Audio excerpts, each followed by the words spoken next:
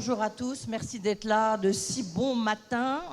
Il faut dire que moi, c'est un avantage, c'est qu'il ne fait pas trop chaud. Ça tombe bien, on va parler d'énergie. Vous savez, les choix énergétiques, bon, la transition énergétique, l'urgence climatique, je crois qu'on a tous pris conscience ici à Aix de l'importance de ce sujet. Mais évidemment, il y a un sujet bien plus important qui est de savoir quelle est l'énergie pour demain, comment on pourra atteindre les objectifs 2030, 2050. On va en parler.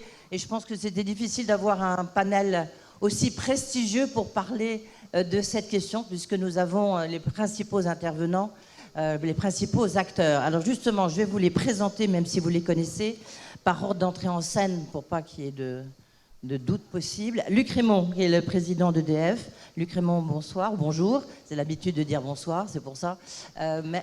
Merci d'être avec nous. Je sais que vous êtes en pleine négociation, on le verra avec le gouvernement, sur votre feuille stratégique. Vous êtes arrivé il y a 7 mois.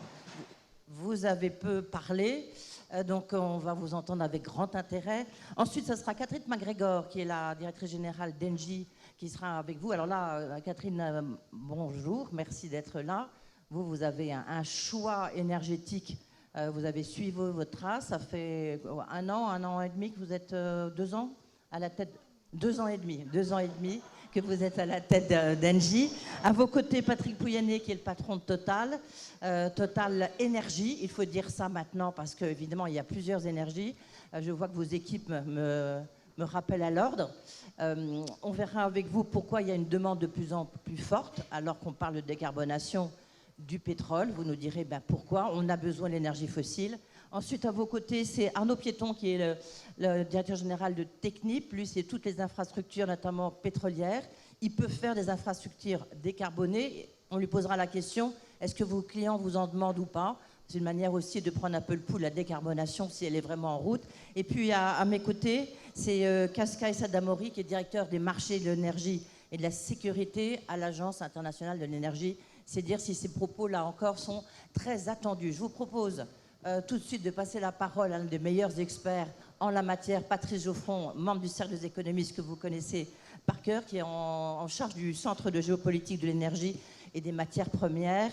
Bonjour Patrice, merci d'être avec nous. La parole est à toi. Tu as quelques instants pour nous brosser le tableau de l'énergie, des choix qui doivent être faits et surtout de nous projeter un peu dans 2030-2050. Merci Edwige, bonjour à toutes et à tous. Tout autant qu'on est, on a pris l'engagement d'être là, on était obligés, pas vous, donc on apprécie de voir un amphi plein. Alors moi j'ai eu un mandat de notre président qui est là, qui est de contribuer à recréer l'espoir, donc j'ai un parti pris en introduction de lister un certain nombre de raisons, et j'en ai trouvé finalement beaucoup plus que le temps qui m'a été accordé par Edwige, les raisons d'espérer, parce que finalement si l'espoir n'est qu'une espèce d'optimisme de la volonté, ça n'a pas grand intérêt. Donc les raisons d'espérer. Premièrement, on a tenu collectivement. Le on, c'est notamment l'Europe. Si on se souvient finalement de ce qu'étaient les termes du débat et le niveau d'anxiété au même endroit l'an dernier, notamment les perspectives très sombres à l'abord de l'hiver, en tout cas dans la perspective de l'hiver. Est-ce qu'on aurait suffisamment de gaz? Est-ce qu'on aurait également suffisamment d'électricité? Eh bien, le système a tenu. J'ai la chance de faire partie du conseil d'administration d'une des filiales d'une des entreprises présente ici, qui est en charge d'importer du gaz naturel liquéfié. J'ai vu s'organiser une espèce de plan Marshall et les infrastructures se sont réorganisées. Et nous sommes là aujourd'hui à pouvoir réfléchir plus tranquillement que ça n'était là et avec un degré d'anxiété qui est redescendu très sensiblement. Nous nous étions réunis l'an dernier à un moment où le prix du gaz avait fait x10, x15, le prix de l'électricité à des niveaux également extrêmement élevés. Tout ça n'est pas totalement derrière nous, mais il me semble que nous pouvons nous réunir cette année dans une ambiance plus sereine, en tout cas propice à la réflexion. Deuxième raison d'espérer, et c'est ce que nous dit notamment l'AIE ou ce que nous dit Bloomberg par ailleurs, lorsqu'on regarde les perspectives d'investissement, désormais il y a au moins autant, et au niveau consolidé, au niveau mondial, au moins autant d'investissements qu'on va qualifier de verts par facilité que les investissements bruns. Et ce qu'on observe, c'est que la guerre a été un accélérateur de ce mouvement pour une raison qui est tout à fait simple. On vient d'un monde finalement avant cette guerre dans lequel la question de sécurité d'approvisionnement était finalement assez bas parmi les préoccupations qu'on pouvait avoir. De mémoire, je commence à traîner mes guêtres à Aix depuis pas mal de temps. Je ne me souvenais pas, si ce n'est l'an dernier, que nous ayons abordé ces questions avec autant d'intensité. Alors on va le dire simplement, grâce à Vladimir, eh bien, ces problématiques nous ont été rappelées. Pour nous, Européens, si on prend quelques chiffres pour la France importe 99% de son pétrole et 98% de son gaz. Et dans un monde dans lequel nous n'avons pas que des amis, eh bien, il s'est avéré que cette question de sécurité d'approvisionnement avait probablement été sous-estimée jusqu'alors. Et par ailleurs, ce qu'on a découvert, ce qui n'est pas une grande surprise à vrai dire, c'est que même nos amis ne nous vendaient pas le gaz, notamment à prix d'amis. Les Norvégiens sont nos amis, nous ont vendu du gaz, enfin il y a des tas de gens experts, et notamment Catherine MacGregor ici, des conditions d'achat du gaz. Et bien grosso modo, ce qu'on peut en savoir, c'est que nos amis ont été fidèles pour nous envoyer beaucoup de gaz, mais pas nécessairement à prix d'amis, donc c'est un point également d'attention. Troisième raison d'espérer, ce sera la dernière, et encore une fois, la liste avait vocation à être sans doute plus longue. Troisième raison d'espérer, on se met à mettre des chiffres et à faire du calcul économique. Alors évidemment, vous êtes aux rencontres d'Aix organisées par le Cercle des économistes, donc on tire un peu la couverture à notre paroisse, et notre collègue Jean Pisani-Ferry, par exemple pour la France, mais ce sont des ordres de grandeur qui valent un peu partout en Europe notamment, eh bien, a mis en circulation des ordres de grandeur pour ce qui est le besoin d'investissement de la décarbonation. Vous avez les chiffres à l'esprit, une soixantaine de milliards, sans doute un peu plus, 2 à 2,5% du PIB. Donc la question de savoir comment on finance se pose urgemment. Alors on n'a pas toutes les solutions, mais de fait, cette guerre nous permet de mieux comprendre le retour sur investissement, en tout cas le payback. L'an dernier, les Européens, c'est ce que nous dit notamment Bruegel, un think tank qui est basé à Bruxelles, les gouvernements européens ont dû investir 700 milliards d'euros en amortisseurs, en boucliers. Évidemment, ce n'est pas un effort qu'on peut se permettre de faire indéfiniment. Et donc, la valeur de la décarbonation et la valeur des choix qui sont faits et de l'accélération de la décarbonation doit s'apprécier également par les coûts évités. Alors des coûts, évidemment, relativement à d'autres chocs énergétiques à l'avenir. J'ai fait un lapsus en parlant de choc sanitaire, mais c'est parce que c'est également ce que j'avais à l'esprit. Il y a beaucoup de travaux qui montrent que le coût collectif du Covid a été renforcé par la pollution de l'air, ce qui n'est pas très surprenant, puisque finalement, la pollution de l'air produit des facteurs de comorbidité qui ont produit des tensions sur le système de santé, qui a produit du confinement, on s'en souvient, qui a produit le quoi qu'il en coûte. Et le quoi qu'il en coûte pour la France, c'est plusieurs centaines de milliards d'euros. Donc lorsqu'on va accélérer la décarbonation, évidemment, il y a besoin d'impulsion et notamment de mobilisation, à la fois un peu de fonds publics, mais on n'en a plus beaucoup, mais d'ingénierie financière, il en faudra beaucoup. Mais on aura peut-être un payback plus court que ce qui est escompté au travers des risques d'une valeur assurantielle en quelque sorte. Ce point est important. Or néanmoins, deux bémols, et plus que des bémols pour finir, l'ensemble, notamment parce qu'Edwige me faisait des signes que je prenais soin de ne pas regarder, deux interpellations, une finalement qui traverse la problématique et le plan de transformation de toutes les entreprises qui sont présentes ici, qui est celle du rythme, le rythme auquel on stabilisera la production nucléaire, le rythme auquel on pourra déployer du nouveau nucléaire, le rythme auquel on pourra déployer des renouvelables électriques et gaziers, le rythme auquel également on pourra transformer des infrastructures pour transporter de l'hydrogène, pour transporter peut-être du CO2, et dès lors qu'on est dans une course contre la montre, évidemment, on n'est pas indifférent au rythme. Mais enfin, tout dernier point d'interpellation qu'on traitera sans doute pas en détail, mais qui doit planer sur l'ensemble de nos réflexions. Le président Macky Sall, que vous avez vu hier, nous a rappelé que 600 millions d'Africains n'ont pas du tout d'accès à l'électricité. Et c'est une dimension à garder évidemment à l'esprit au moment où nous avons une injonction à recréer l'espoir. Merci Edwige. Merci Patrice. Désolée, j'ai forcément le mauvais rôle, mais je pense que c'est important, ne serait-ce que pour que tout le monde puisse aussi s'exprimer. Luc Rémond, vous venez d'arriver, je le disais, à la tête d'EDF, sacré défi. Vous êtes face à une sous-production nucléaire, vous êtes dans pleine discussion avec le gouvernement, notamment avec la fin de l'Arenh, donc quelle régulation des prix. On sait que c'est même une discussion assez musclée, presque un bras de fer. Vous, l'heure des choix, comment vous faites aujourd'hui pour affirmer ce qu'est EDF ? Merci Edwige, bonjour à tous. D'abord, je voudrais vous rassurer, la production remonte. Et je pense qu'à ce stade, nous sommes en mesure de pouvoir dire que nous aborderons l'hiver prochain avec sérénité. en espérant évidemment toujours pouvoir compter sur l'effort de sobriété qu'ont réalisé tous nos concitoyens à l'appel d'EDF, à l'appel du gouvernement, qui a évidemment été important sur l'hiver 2022-2023, et que pour des besoins planétaires, pas juste pour des besoins d'équilibre électrique, nous avons besoin de continuer.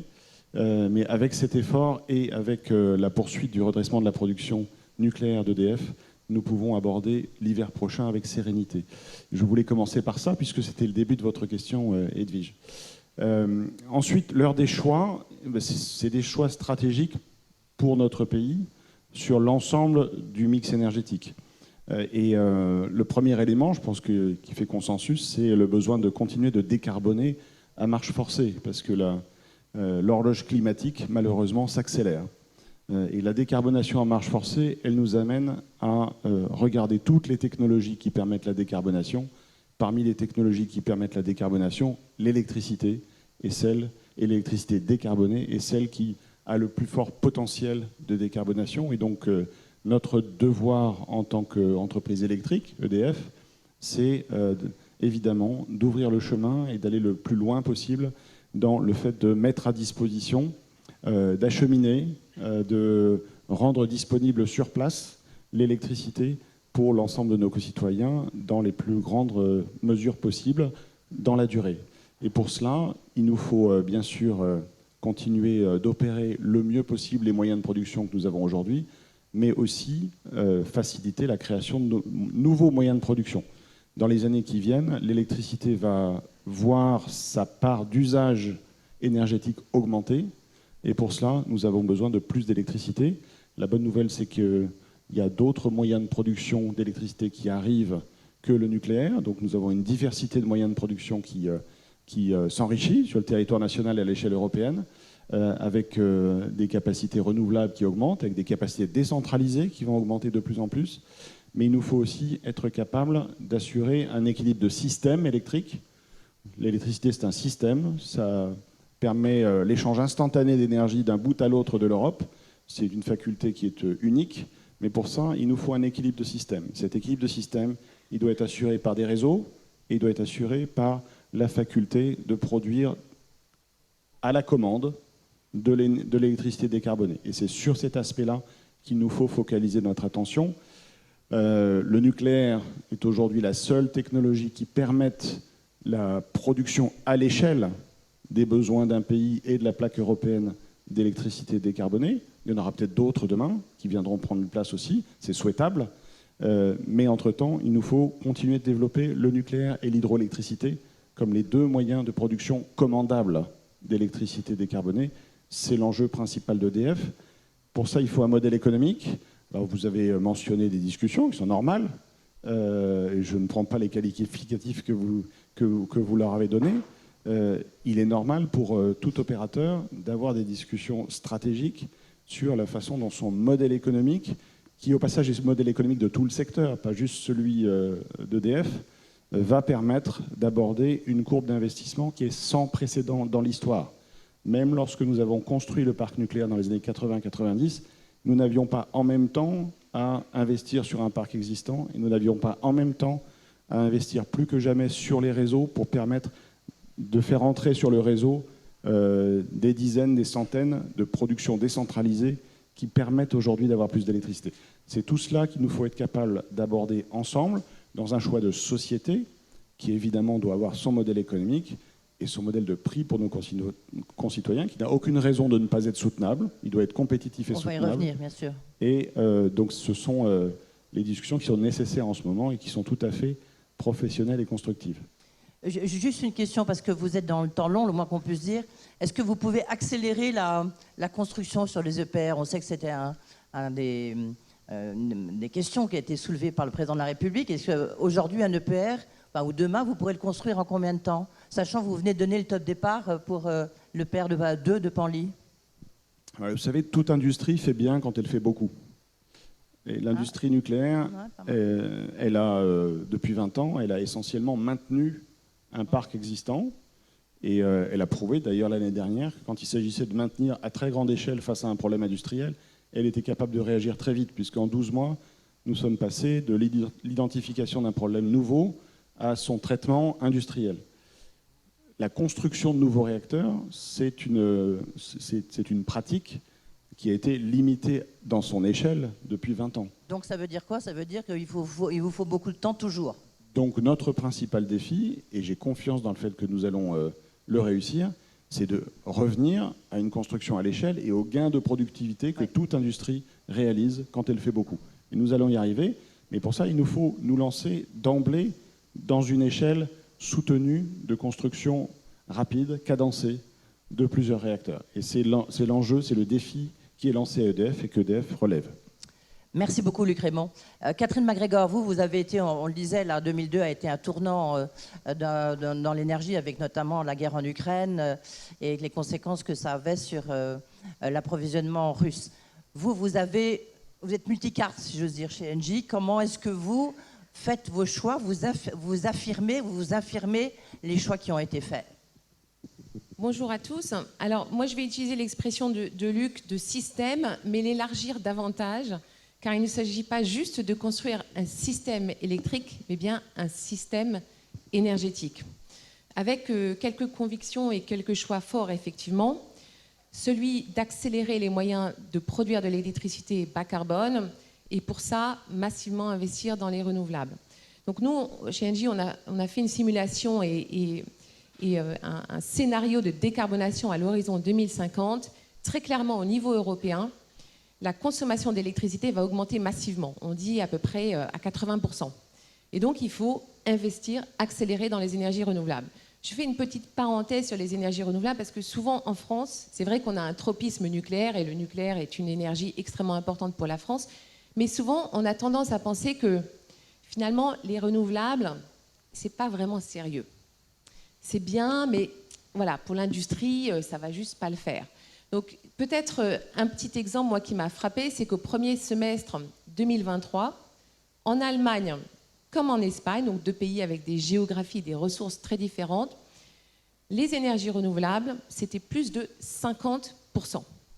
Donc c'est quand même sérieux et c'est quand même aujourd'hui. Alors ça ne veut pas dire qu'il ne faut pas augmenter les efforts. Et donc c'est vrai qu'Engie, on est extrêmement motivé, déterminé à augmenter la production des énergies renouvelables dans le mix énergétique européen. Donc ça, c'est déjà une conviction, énergie renouvelable, pour venir en France compléter bien sûr le nucléaire de Luc. Deuxième conviction, c'est qu'on ne va pas tout faire en électrifiant. On va devoir garder dans ce système énergétique, c'est pour ça que l'importance de l'expression est là, on va avoir besoin de garder une molécule, donc aujourd'hui c'est du gaz fossile, et bien sûr cette molécule qu'on va verdir. Donc ce gaz qui va devenir, et qui est déjà dans une petite partie, mais on va croître du biogaz, donc du biométhane, donc verdir le gaz, l'hydrogène et les dérivés de l'hydrogène. Et pourquoi? Parce que la molécule, ça vous apporte la robustesse nécessaire au système énergétique, et puis évidemment ça vous évite de surdimensionner le système électrique pour un jour de grand froid, où finalement vous n'avez pas besoin d'avoir des systèmes électriques qui sont complètement surdimensionnés, avec bien sûr un impact coût, puisqu'il s'agit bien de garder le coût de la transition énergétique sous contrôle. Donc c'est vraiment cette alliance électron-molécule qui est effectivement est un peu une vision singulière que nous avons chez Engie et que nous défendons et que nous développons. Enfin, troisième choix très clair, c'est le choix de l'Europe. Le choix de l'Europe pour la France et puis le choix bien sûr d'une approche plus régionale. Mais le choix de l'Europe, il est vraiment fondamental. On a besoin les uns des autres, on a besoin d'apporter l'électricité dans les coups durs, on a besoin d'exporter du gaz. Cette vision européenne, elle est extrêmement importante. On va peut-être discuter du marché européen qui est en grande discussion. C'est fondamental que l'on garde ce marché européen, un marché européen qui fonctionne et qui va donner à ce système énergétique effectivement la robustesse dont on a besoin. Avec peut-être un dernier argument qui est... Quand je parle de la molécule, bien sûr, il y a l'hydrogène qui est un marché en émergence. Et quand vous réfléchissez 2 secondes au fait qu'aujourd'hui, on n'a pas réussi à avoir une vision partagée de l'hydrogène en Europe, alors que cette molécule, elle est juste naissante, le marché n'existe même pas. On n'arrive pas à se mettre d'accord sur une vision partagée européenne de l'hydrogène. Moi, me chagrine, m'inquiète. Et aujourd'hui, je pense qu'il faut qu'on arrive à résoudre ce problème et à se dire... Mettons-nous d'accord, on parle d'une page blanche, il n'y a absolument aucune raison qu'on n'arrive pas à définir cette vision partagée. C'est important, sinon nos investissements prennent du retard, on le voit déjà aujourd'hui. Moi, je peux vous dire de manière très concrète, j'ai un projet aujourd'hui où je voudrais produire de l'hydrogène à partir d'un électron décarboné, et parce qu'on ne s'est pas mis d'accord sur la régulation, je ne sais pas si ce projet va voir le jour ou pas, aujourd'hui. Alors que le sens de l'urgence est tellement fort. Donc allons-y, une vision européenne partagée de ce système énergétique. Voilà ce que j'appelle de mon vœu ce matin. Merci. Merci beaucoup, Catherine McGregor. Juste une question. Aujourd'hui, le gaz d'Engie, il vient d'où essentiellement? Enfin, pas essentiellement, si vous nous donnez rapidement une ventilation. Alors, on importe du gaz de la Norvège, des Pays-Bas encore, Algérie et puis des États-Unis. D'accord, mais en proportion? C'est un petit peu bien partagé. Et l'idée étant, bien sûr, d'éviter toute surdépendance de fournisseurs. Et par rapport au gaz russe, pour rappel, pour nous, le gaz russe représentait moins de 20% de nos importations. Donc c'est évidemment très important de toujours essayer de distribuer nos apports pour éviter de surdépendance qui, bien sûr, est la grande leçon de la crise de l'année dernière. Merci beaucoup de ces précisions. Patrick Pouyanné, le président de Total Énergie. Patrick Pouyanné, on vous prédit à chaque fois la fin de l'énergie fossile. Cela dit, lorsqu'on regarde les prévisions, on voit notamment en 2023, je pense que jamais on aura autant consommé de l'énergie fossile. Quels sont vos choix et comment, encore une fois, vous les affirmez? Le choix de Total Énergie, c'est à la fois les énergies fossiles, l'électricité décarbonée. C'est pour ça qu'on est devenu Total Énergie. Mais avant, pour répondre à la question de la table ronde, le premier choix, c'est celui que d'ailleurs, il paraît que l'année dernière, j'avais marqué les esprits, me disait Pascal, parce que j'avais expliqué qu'il fallait baisser la machine à laver de 800 tours minute à 400 tours minute pour faire des économies. Alors vous m'aviez écouté, en tout cas les Français nous ont écoutés, puisqu'on avait d'ailleurs avec Catherine et Jean-Bernard, Jean-Bernard et Luc lancé une tribune à Troyes pour appeler à la sobriété énergétique. C'est la première leçon. Parce que pour recréer l'espoir, il faut d'abord, pour d'ailleurs recréer l'espoir, y compris financièrement, pour les porte-monnaies des consommateurs d'énergie, il faut d'abord économiser l'énergie. C'est la base. Avant même de parler du choix en termes de production, il faut économiser cette énergie. Les Français ont su économiser à peu près 15% de l'énergie l'année dernière, ce qui était remarquable. Ça a beaucoup aidé d'ailleurs à la solidité du système. Et la question, naturellement, ils l'ont fait pour une bonne raison, c'était le prix. Quand vous avez un signal prix très élevé, vous commencez à réduire. La question pour nous, le défi, c'est comment on va faire pour maintenir l'effort qui a été fait au-delà de cette crise. Et notamment, on va observer si en 2023, on va continuer l'effort. Donc je vous redis à tous, continuez à le faire. Et puis deuxième, d'ailleurs, dans ce que je viens de décrire, deuxième espoir, c'est que quand les trois patrons se mettent à parler ensemble, on a un vrai porté sur les gens nous écoutent. Les gens ont considéré dans les sondages que si ces trois personnes, qui en plus, a priori, sont plutôt incitées à vendre de l'énergie, nous disent qu'il faut l'économiser, c'est que ça doit devenir sérieux. Donc il faut qu'on parle et prendre la parole. Je pense que vous êtes assez écoutés. Premier choix, celui-là. Deuxième leçon que je tire, il est évident, vous l'avez dit Pascal, c'est le deuxième choix qui est absolument indispensable. Il faut assurer la permanence de notre système. L'année dernière, non seulement on n'avait plus le gaz russe, il arrive que de temps en temps des usines ont du mal à produire, ça c'est la vie industrielle, c'était celle de centrales nucléaires. Et donc, il faut garder cette idée d'une sécurité d'approvisionnement. Et je ne peux pas m'empêcher de dire quand même que l'année dernière, et encore demain, ce qui a fait que le système a tenu, c'est le gaz. Parce que s'il n'y avait pas eu les centrales à gaz pour venir en complément, il se trouve qu'on en a un tiers en France. Donc l'effort est partagé. Sans ces centrales à gaz, le système ne tenait pas. Donc, il faut garder ça en tête. C'est à la fois, bien sûr, et la deuxième réponse à la sécurité énergétique, c'est les énergies locales, donc c'est le nucléaire, c'est les énergies renouvelables, c'est le biogaz. Mais il faut garder toujours en tête cela et on aura toujours besoin dans ce mix-là d'énergie fossile comme complément. La troisième leçon et troisième choix, moi qui m'a beaucoup frappé l'an dernier, vous l'avez dit quelque part Pascal, c'est que le prix de l'énergie, c'est quand même ce qui pilote tous nos choix. Vous allez nous poser la question du prix, combien ça va coûter et il faut que ce prix soit bas. Or, une des leçons de l'an dernier, d'ailleurs, c'est qu'il y a eu un choc de prix. On sait que la transition énergétique va coûter plus cher. Malgré tout ce qu'on dit, produire de l'énergie à partir d'un système fiable de solaire et de batterie, ça coûte plus cher qu'avec des centrales à gaz avec du nucléaire. Ça va coûter plus cher. À la limite, Poutine nous a aidé à autre chose à faire, c'est à remonter ces prix de l'énergie. Je suis même assez frappé de la façon dont l'être humain, nous avons une capacité à absorber les chocs assez forte. Lorsque nous avons annoncé cette année que nous allions mettre un plafond à 1,99 € du litre sur le prix de l'essence, c'est presque devenu une bonne chose. Alors que parler de 2, c'est catastrophique. 1,99 €, ça marche. Ça, c'est le marketing que Michel-Édouard Leclerc m'a appris. Et bien, finalement, on s'habitue à un espace de prix.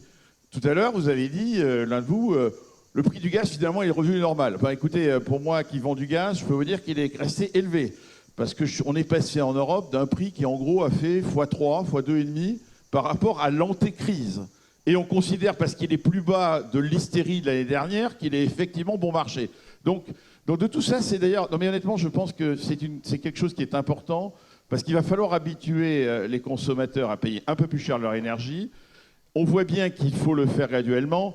Le non-espoir de l'année dernière, alors je vais rebondir sur ce qu'a dit, ou l'espoir Pascal, l'Europe a quand même décidé massivement, alors moi il a dit 700 milliards, moi je disais plus de 500 milliards d'euros. Ce qui est un peu dommage, c'est qu'on l'a consacré à subventionner les énergies fossiles. Et pourquoi? Mais parce que nous vivons avec les énergies fossiles. Et on va rebondir dans le débat, mais vous me l'avez dit, c'est bien pour ça que Total Energy, et je l'assume, continuera à produire des énergies fossiles parce que c'est celle du système énergétique qui nous fait vivre aujourd'hui et qu'on ne réussira pas la transition contre les consommateurs. On ne peut pas les forcer à changer leur demande en énergie parce qu'on leur dit vous n'aurez plus de pétrole, plus de gaz. Ça, c'est un truc qui ne fonctionnera pas, parce que si on se met à moins produire, eh ben, les prix vont continuer à monter, et c'est la crise. Donc il faut trouver la transition juste, c'est de trouver le bon équilibre entre ce système qui existe et qui nous fait vivre, et puis surtout l'accélération du système énergétique décarboné.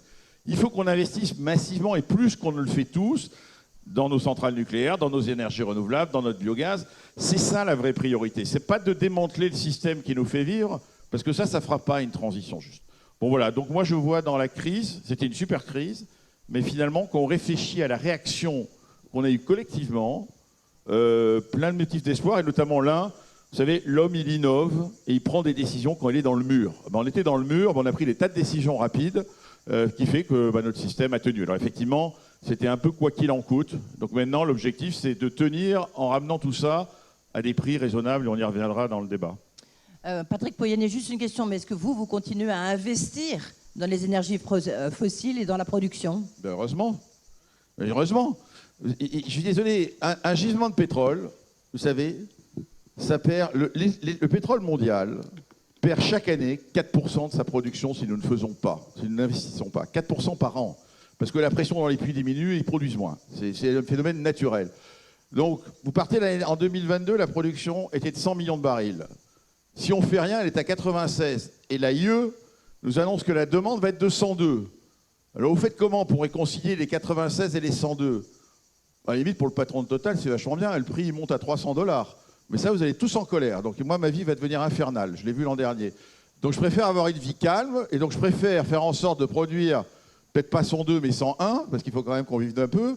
Et donc, pour arriver à élargir le système. Non, je dis ça...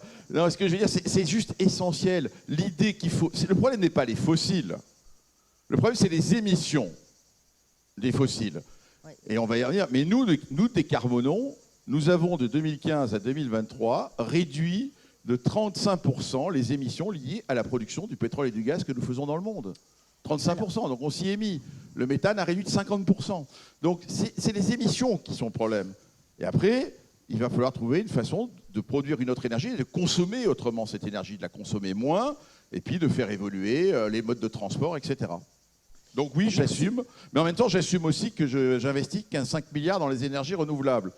Voilà, j'espère que 5 milliards en equity pour Total, ça fait un effort de 8 à 10 milliards en fait, de projets que nous finançons sur la planète. C'est pas rien. Merci Patrick Pouyanné. Arnaud Piéton, donc vous êtes le directeur général de Technip Énergie.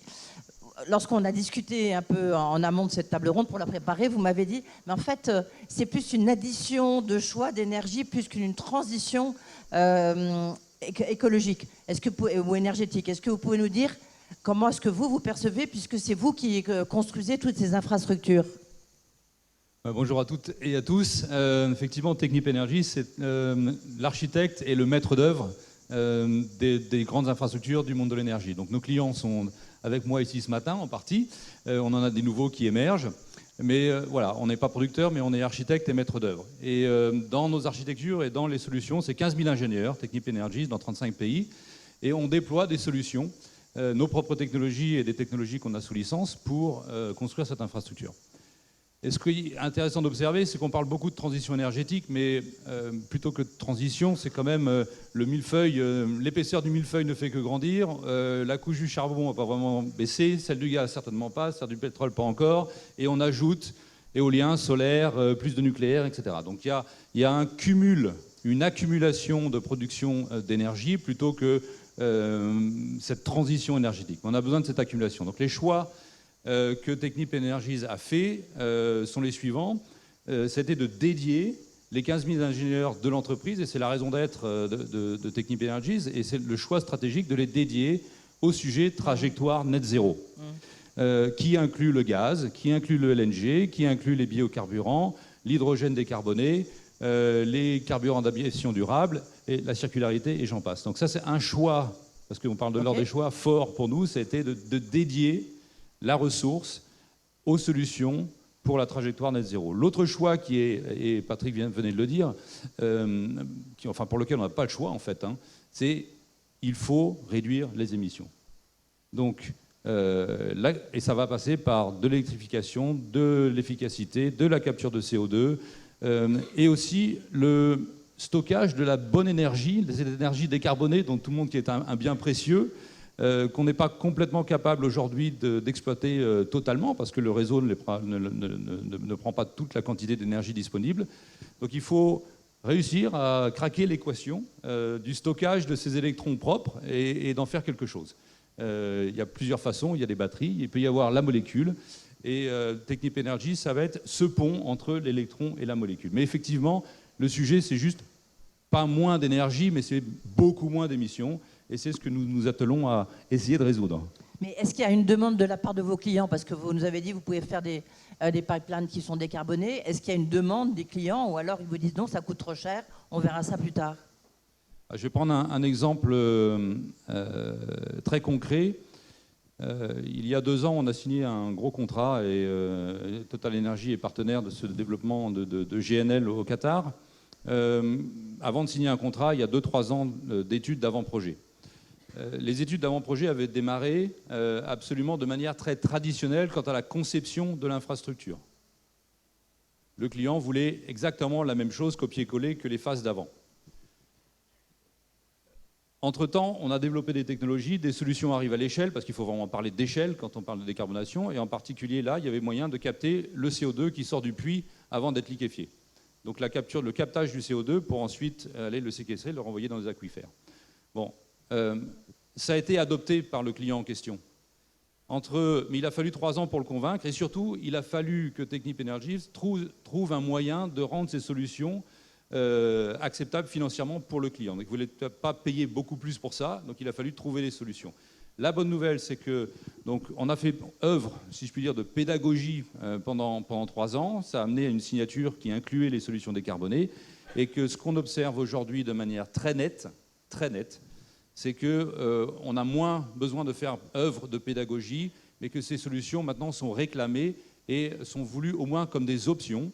Il faut donner le choix, donc l'heure des choix, et on est là pour donner le choix à nos clients, d'avoir le choix et de choisir la solution qui lui convient au prix qui lui convient. Donc elles sont réclamées maintenant, et c'est un vrai changement. Elles sont réclamées, ça veut dire qu'il y a quand même une transition en cours. Ça tombe bien, Cascais Sadamori, vous êtes donc à l'Agence internationale de l'énergie. On peut dire que c'est vous, on attend toujours vos prévisions avec beaucoup d'intérêt et parfois un peu d'angoisse, parce que c'est vrai qu'il y a de quoi avec ce mur énergétique qui est devant nous. Est-ce que vous diriez qu'aujourd'hui la situation s'est stabilisée? Merci pour cette question. Je suis désolé, je vais m'adresser à vous en anglais. L'année dernière, en 2022, nous avons vu une année très turbulente en termes d'énergie. Il y avait d'abord, bien sûr, des difficultés d'approvisionnement en hydrocarbures. Nous avons dû puiser dans les stocks d'urgence. Nous avons une augmentation des prix de gaz naturel qui a atteint des chiffres jamais presque de 100 dollars par BTU, donc près de 400 dollars par tonne. Donc c'était bien sûr une année extrêmement difficile en termes de sécurité en alimentation énergétique. Mais il y a eu également une bonne nouvelle, à savoir que la crise de l'énergie de l'an dernier a forcé les gouvernements du monde entier à reconfirmer la valeur des technologies d'énergie propre, non seulement pour les objectifs du changement climatique, mais également pour la sécurité de l'alimentation énergétique. Et donc, les gouvernements ont pris des mesures politiques extrêmement fortes pour nettoyer les systèmes, et entre guillemets, et ceci semble fonctionner en termes de chiffres de plus. Les gens dans le monde entier ont compris la valeur, bien sûr, de nos technologies, non seulement des renouvelables, mais l'énergie nucléaire, les énergies décarbonées. Donc, il y a une tendance positive. Et si nous regardons les chiffres aujourd'hui, nous allons voir un record en termes de développement des énergies renouvelables, près de 400 000 gigawatts, ce qui est un chiffre absolument massif. Et nous allons voir également des centrales nucléaires qui se remettent en service dans plusieurs parties du monde. Donc la bonne nouvelle, c'est qu'en fait, sinon, d'ici, on fait de la prévision à quelques années, les nouvelles demandes en électricité sera pratiquement entièrement couverte par les sources décarbonées. C'est-à-dire que les centrales à combustible fossile ne vont pas augmenter, elles seront stabilisées. Donc, c'est un développement positif et nous pensons qu'il faudra accélérer les choses. Mais il y a également une autre situation, c'est que nous ne sommes pas encore sur la voie. Les émissions de CO2 continuent à augmenter. L'année dernière, nous avons vu le monde émet quelque chose comme 36,8 gigatonnes de CO2 à partir des systèmes énergétiques, et donc ceci a augmenté de 0,3 giga de tonnes l'année dernière. Donc c'est-à-dire que c'était 2022. En 2022, on a vu le chiffre le plus élevé de consommation, de production et dans le charbon notamment. Donc on n'y est pas encore, soyons bien clairs, mais au moins lorsque nous regardons le système électrique, les systèmes électriques, ça devient beaucoup plus propre. Mais l'électricité ne représente que 20% de la consommation d'énergie totale et 40% de l'ensemble des émissions liées à l'énergie. Donc il faut s'occuper de l'ensemble des systèmes de production d'énergie. Et donc c'est très difficile. On voit l'émergence de l'hydrogène et peut-être l'ammonium, mais nous devons utiliser quelles que soient toutes les technologies disponibles pour nettoyer nos systèmes de production d'énergie. On ne peut pas on ne peut pas être trop demandeur. Donc enfin, on ne peut pas. Donc il faut regarder toutes les formes d'énergie décarbonée, bien sûr. L'efficience énergétique est nécessaire également. Donc nous devons doubler l'amélioration de l'efficience énergétique. Donc nous voyons des tendances positives. On voit bien sûr une montée dans les investissements en énergie propre ou verte, mais on a tellement à faire encore pour nous remettre sur la route pour arriver au zéro net d'ici 2050. Il y a encore beaucoup à faire. On a compris que la sobriété, c'était bien, mais ce n'était pas suffisant.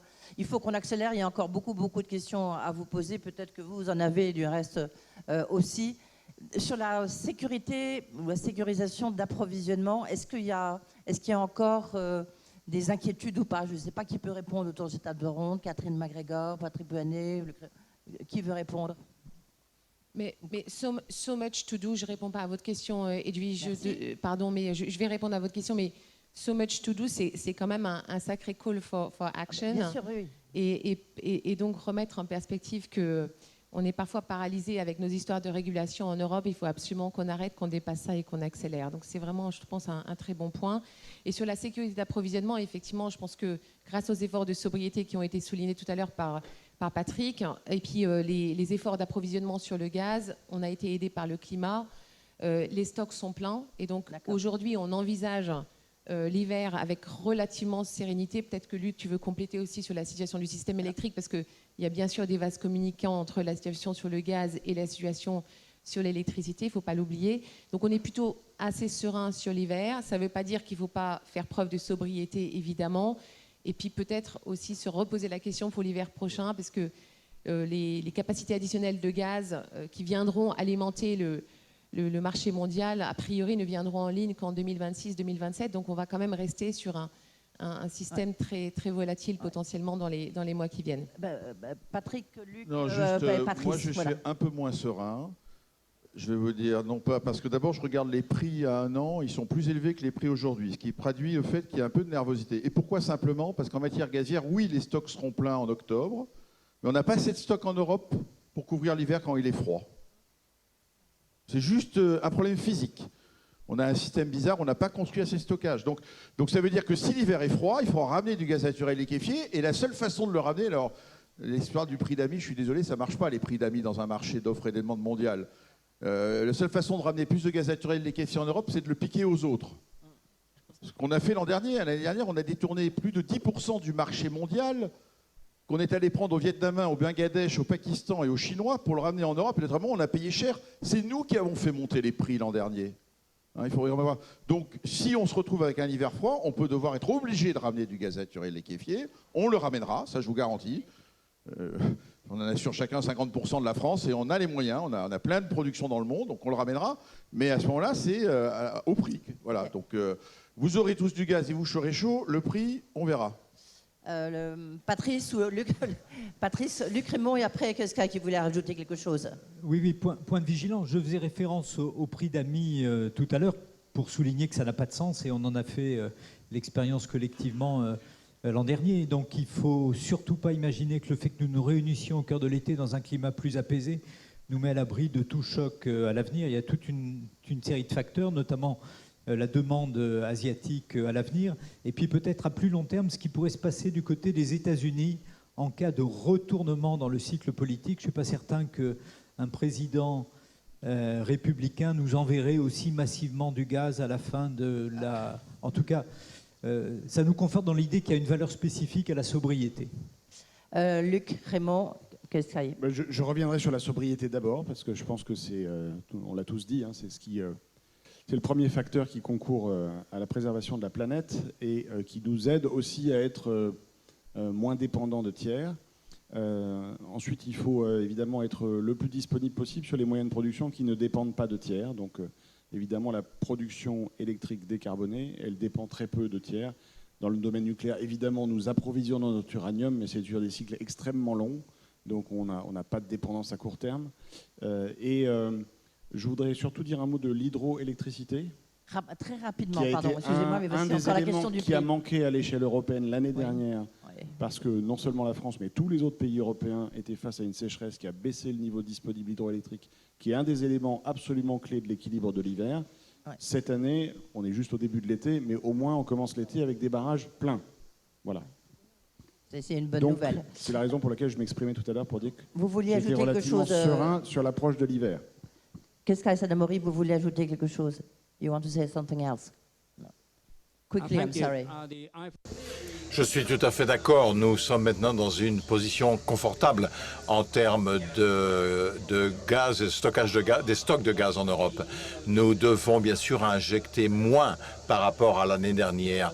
Donc, nous sommes dans une bonne position, mais je voudrais quand même mentionner que ce n'est pas une garantie pour l'hiver qui vient, parce que s'il y a un hiver froid, si la situation en Russie, Ukraine s'aggrave, il y aura d'autres demandes énergétiques dans d'autres parties du monde.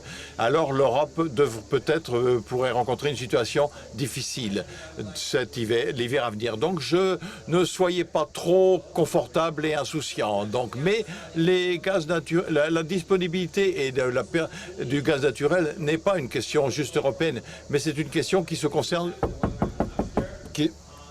Donc l'Europe doit une énorme quantité d'énergie donc sur les marchés, notamment des États-Unis. Ce qui se passe, c'est que le prix global du gaz naturel a monté à un niveau sans précédent. Cela veut dire que les pays en Asie du Sud-Est, par exemple l'Inde, le Bangladesh, ont dû soit couper l'électricité ou revenir aux centrales à charbon.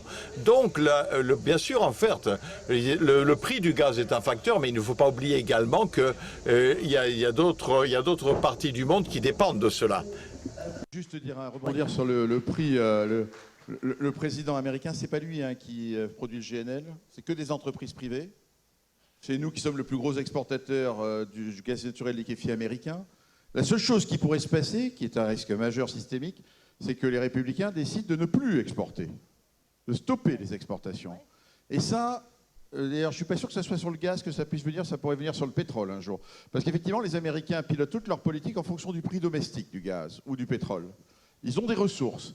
Et s'ils ont le sentiment que les exports tirent leur prix vers le haut, ils nous bloquent. Alors là, je peux vous dire que si, en plus des Russes, on n'a plus le gaz et le pétrole américain, là, ce n'est pas un choc, c'est super choc. Donc, de ce point de vue-là, l'élection peut avoir effectivement une importance. Mais ce n'est pas lui qui décide à la fin, c'est les acteurs privés. Non, évidemment. Mais je crains que nous soyons d'accord. Juste rapidement sur la question du prix, parce qu'on ne peut pas rentrer dans le détail, malheureusement. Est-ce qu'il faut s'attendre quand même est-ce que le pic a été atteint, le pic énergétique en question prix, ou alors il faut s'attendre encore à des années difficiles? Je ne sais pas qui répond. Luc Raymond, allez-y. On va refaire un petit ordre. Vous avez 1 heure devant vous, Edwige, sur le prix? Non, j'ai 1 minute. Bon. Écoutez, Patrick l'a dit tout à l'heure, on ne va pas aborder cette transition énergétique sans avoir une visibilité de long terme sur notre économie. Et notre économie, elle nécessite d'investir. Pour investir, évidemment, ce dont ont besoin tous les opérateurs qui sont ici, c'est de la visibilité. C'est de la visibilité de long terme.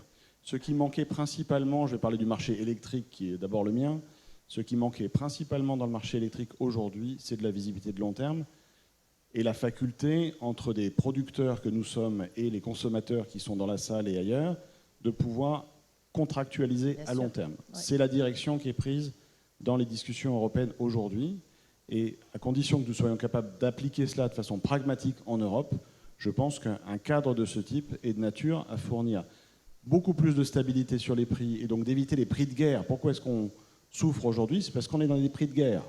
Donc en ayant des contrats de long terme, on a la faculté d'amortir ces risques-là et donner de la visibilité aux consommateurs sur les prix de long terme et aux producteurs pour investir. Voilà l'élément qui est absolument déterminant pour pouvoir aborder cette phase d'investissement dans l'énergie qui est sans précédent pour faire en sorte que ce soit tout à fait raisonnable pour les consommateurs et en même temps que ça donne aux opérateurs que nous sommes la faculté d'investir. Catherine MacGregor. Alors pour compléter ce que Luc vient de dire, moi je dirais que un moyen de garder ce coût de la transition énergétique et donc de manière ultime le coût de l'énergie finalement le plus raisonnable possible, c'est effectivement de se rétablir, de se redonner de la marge de manœuvre. Donc il faut beaucoup de capacités d'énergie renouvelable, il faut beaucoup de capacités d'énergie décarbonée. Et il faut investir aussi massivement dans les infrastructures pour pouvoir se donner cette résilience, cette capacité de stocker, avoir la robustesse dans ce système énergétique qui va être extrêmement importante pour permettre d'avoir un coût relativement under control, sous contrôle. J'irai peut-être en Espagne au premier semestre. On a fait une petite étude. Vous savez, l'Espagne a développé massivement les énergies renouvelables. Oui.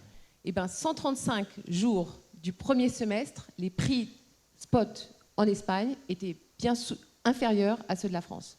Donc c'est un exemple très concret, massivement des énergies renouvelables, vous avez aussi l'aide un peu d'hydro, un petit peu de nucléaire aussi, vous avez un mix énergétique décarboné et bon marché pour le consommateur espagnol. Voilà un exemple concret et donc je pense qu'on peut y arriver tous ensemble. Patrick Pouyanné, rapidement, vous êtes déjà... J'ai hâte de faire Madame Soleil. Moi je prédis que à cause de la transition énergétique et parce qu'on investit moins en fait, fondamentalement, dans les énergies fossiles, notamment pétrole, le prix du pétrole va rester durablement élevé. Alors, où? Je ne sais pas, mais... Par contre, le gaz, comme il y a eu de la panique, on est en train de construire des usines. Technip est content, ils construisent des usines de gaz naturel liquéfié partout en ce moment. Donc, à la fin de la décennie, on aura trop de gaz naturel liquéfié. Ce qui est bon, parce qu'à ce moment-là, le prix cassera la figure et on recréera des consommateurs en Asie, parce que c'est là-bas qu'on en a besoin. Et puis alors l'électricité, par contre, j'ai une conviction très forte. C'est d'ailleurs pour ça que Total devient Total Énergie et qu'on investit massivement dans l'électricité. c'est que l'électricité, parce que c'est certes sympathique, décarboné, le soleil est gratuit, mais c'est intermittent. Et c'est un système de plus en plus complexe à manipuler, un système avec des sources intermittentes. Il faut des capacités de stockage, on en est loin. Et quand on prend un système complet, à moins d'accepter de garder pas mal de fossiles, ça coûtera plus cher. Alors, attends, Et d'ailleurs, la preuve, c'est que c'est pour ça qu'on investit là-dedans. Ça y est, le débat est reparti. Non, mais il reste 2 minutes. Je vais juste expliquer pourquoi, parce que je veux lutter contre une autre idée. Patrick, C'est que oui, les mais- renouvelables ne sont pas rentables. J'entends ça partout. Ah oui, mais Catherine MacGregor va Non. vouloir vous répondre, Arnaud aussi. donc, D'accord, mais on je s'en peux sort aller au pas. bout de ma phrase peut-être. Évidemment. Non, j'irai au bout de ma phrase. Oui. Voilà. J'ai le droit. Voilà. Bien. Mais vas-y, réponds. Comme ça me permettra de rebondir sur ta réponse. Non, mais simplement qu'évidemment, et on n'a pas défini tous les composants du système énergétique, évidemment qu'il faut des actifs flexibles, évidemment qu'il faut investir dans les batteries, évidemment que les centrales à gaz, à partir de gaz décarboné, vont jouer un rôle massif, parce qu'on sait très bien que les renouvelables, ça, en fait, augmente l'instabilité dans les réseaux électriques qu'il faut stabiliser. On voit ça tous les jours. Donc les services ancillaires, les batteries, etc. sont importants. D'accord. Donc, mais c'est tout ce système énergétique. Donc l'électricité décarbonée coûtera plus cher qu'aujourd'hui. Et d'ailleurs, je pense que si tu fais des investissements, tu prends sans doute pas 50 € par mégawattheure comme hypothèse, sans doute beaucoup plus. Sinon, on n'investit pas dans l'éolien offshore en Europe à 50 € du mégawattheure. Ce n'est pas vrai. Et je pense qu'il faut dire la vérité. Et d'ailleurs, la preuve que c'est très bien, je peux vous dire, c'est que maintenant qu'on a nous, on a fabriqué une boîte électrique, je veux dire, on a 20 milliards d'actifs dans l'électricité, donc on commence à savoir de quoi on parle dans le monde. Ces 20 milliards, d'ailleurs, on a un résultat positif, on va faire près de 2 milliards de résultats cette année. Donc l'électricité, non seulement il faut y investir, mais en plus, on peut y gagner pas mal d'argent. Voilà ce que les leçons. Mais il ne faut pas dire aux gens que parce que le soleil est gratuit, ça ne va pas être cher. Ça, c'est pas vrai, ça sera plus cher. Le système décarboné coûtera plus cher. Parce que si tu veux faire de l'électricité... On va demander à Jean-Hervé Lorenzi de prolonger, parce que là... Moi, on je s'en voudrais sort dire pas, là. que j'adore voir. Je voudrais juste dire que j'adore voir Catherine et Patrick se passionner pour l'électricité. Oui. Je voudrais juste dire j'adore voir Catherine et Patrick se passionner pour l'électricité. Je trouve ça très bien. Bon. Arnaud Piéton, juste un petit Alors mot moi, sage. voilà, une minute. Et puis c'est fini, juste ça, C'est Jean-Hervé. fini, mais Voilà. une minute parce que je sais que dans la salle, il y a probablement des étudiants. Ah, Et vous avez entendu les challenges qui sont les nôtres à propos de l'invention et de la création d'un nouveau système qui a besoin d'être à l'échelle. Il continue la conversation. Et on a besoin d'ingénieurs, et c'est une ressource française extrêmement précieuse. Donc joignez-nous à résoudre ce voilà, challenge. bravo à tous. Merci beaucoup.